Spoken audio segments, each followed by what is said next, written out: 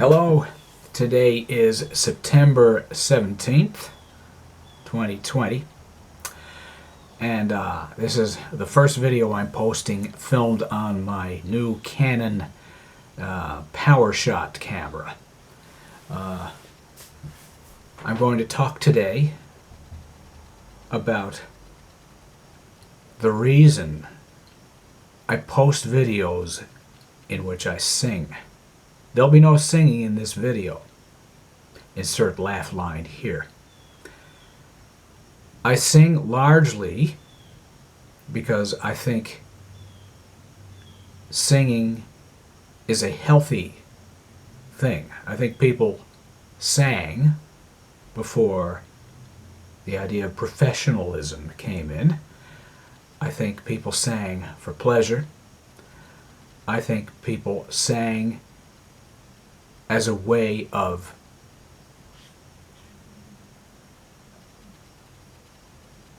showing other people that they were there. We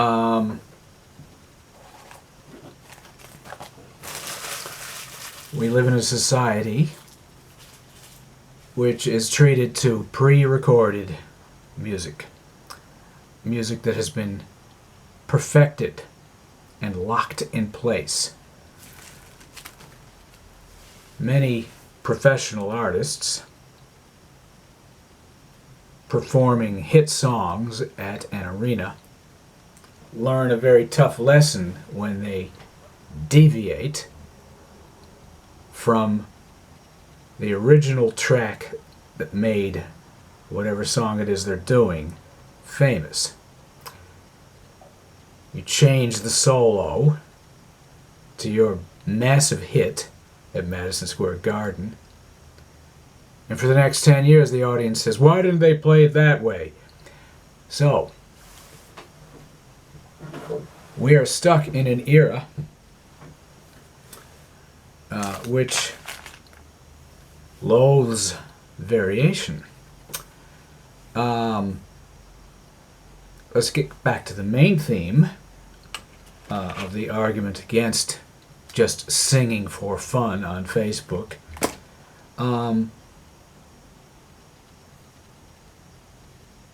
It's not necessarily good singing.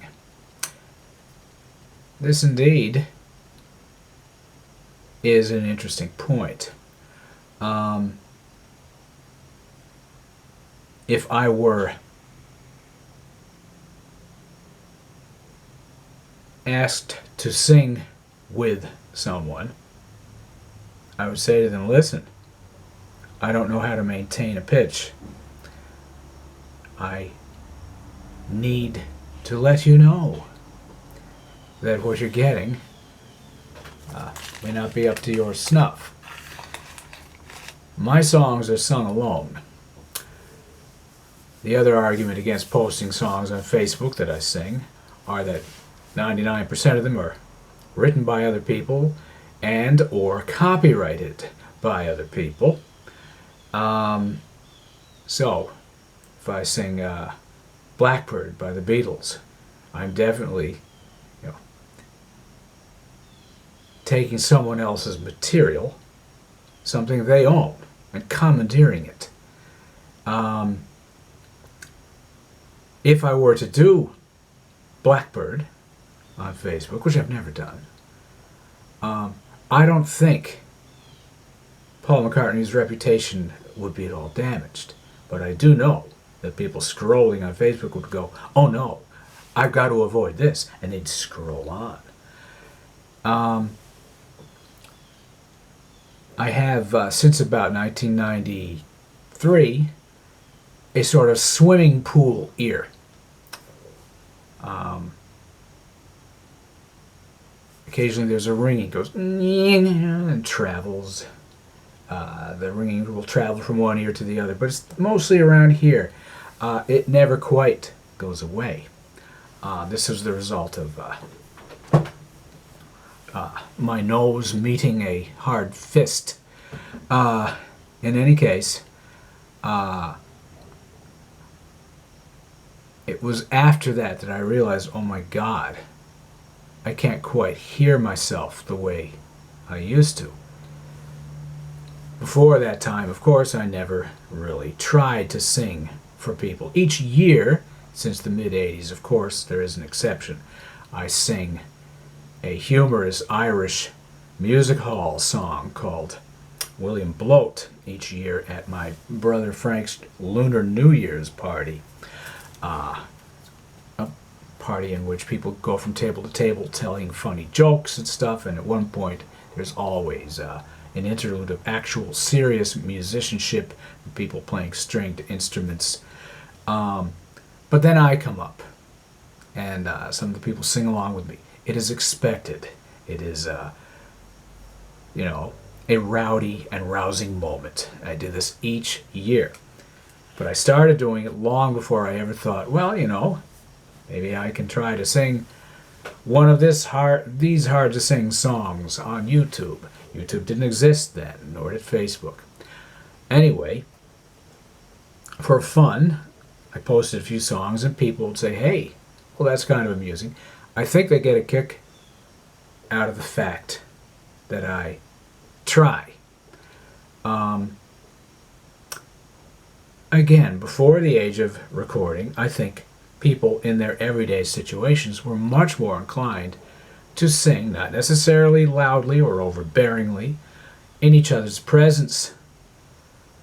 You read 19th century novels and people are often, walking along and, one of them starts whistling a happy tune, or as they're doing their chores, they're singing some sort of woeful melody. They sing in each other's presence without apology.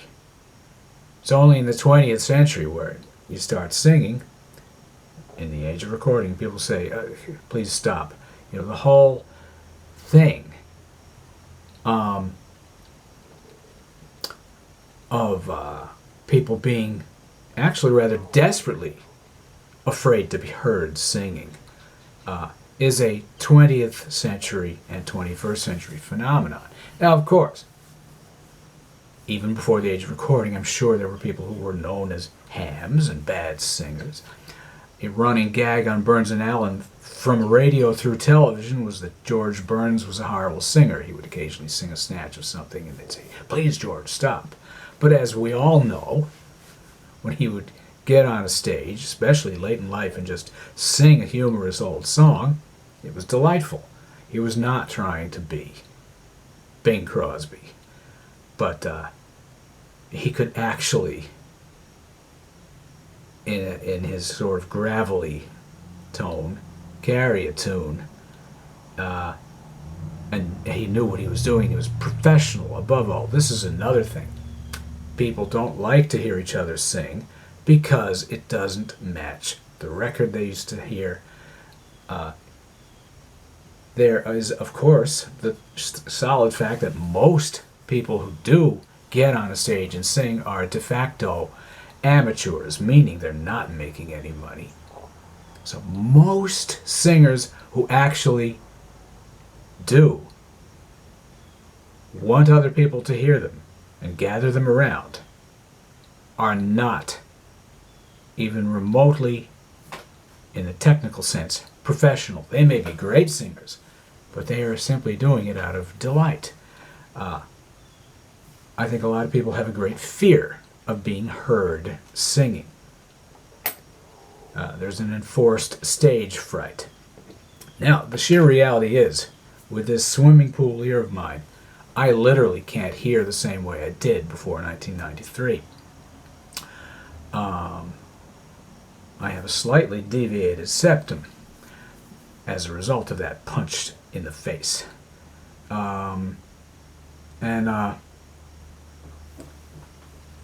Part of the reason I will actually videotape myself singing is because I want to see if I can maintain a pitch. I don't want to see if it's actually good.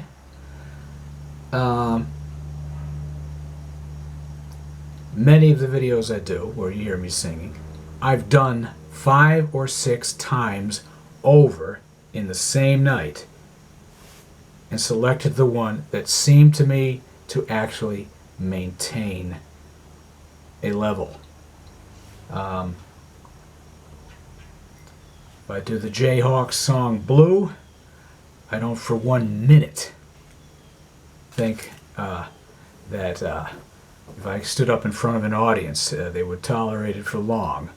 They wouldn't necessarily be hostile, but, you know, I cannot replicate it. Now, therefore, the question is begged. Why would I upload it to YouTube or to Facebook? First of all, with Facebook or YouTube, you can scroll away very quickly. It is also, I think, the sheer fact that it is a stunt of sorts that gives me a certain pleasure. Now, I consider myself a writer. When it comes to the writing of fiction, I'm actually devoted to that. All my photographs, all my drawings, all my little moments of singing can be shunted aside when it comes to my fiction. I do not claim that my fiction is good. What I do claim is that it is in my heart. It is part of me. I'll even show you some nuance here. Most of my better writing is nonfiction. I'm pretty good when I try at writing down an account of something that I actually saw or heard about. But it is in the writing of short stories that my proprietary nature comes in. I care about those very much. I don't think they reach the level of my memoirs. But the short stories are where my heart is. I distrust the heart, of course. You got to have the mind as well. In any case, some of the songs I sing because they're neglected in the first place. I did Courtin' in the Kitchen a few days ago. You hardly ever hear it. They're variations. I think the Dropkick Murphys did a variation. But it's a song I like to draw attention to. It's funny in itself. I think I did a fair job of relating all the lyrics clearly. Whether I carried the tune or not is another matter. And anyway, at the same time, on many of my little singing videos, I get a positive response. Now, I could dismiss it all and say, well, these people are simply being nice. They're not getting a kick out of this. They're patting me on the head. But I don't think that's the case.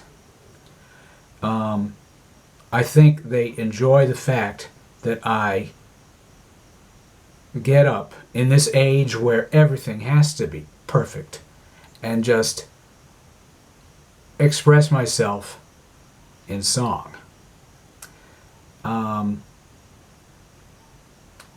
Anyway, the other question is it sheer vanity? I'm not sure. I don't watch my own videos except as I'm posting them and trying to make sure they're, as I said, I sort through them and say, okay, here's the one I want. Humphrey Bogart didn't watch his own movies. Anyway, thank you.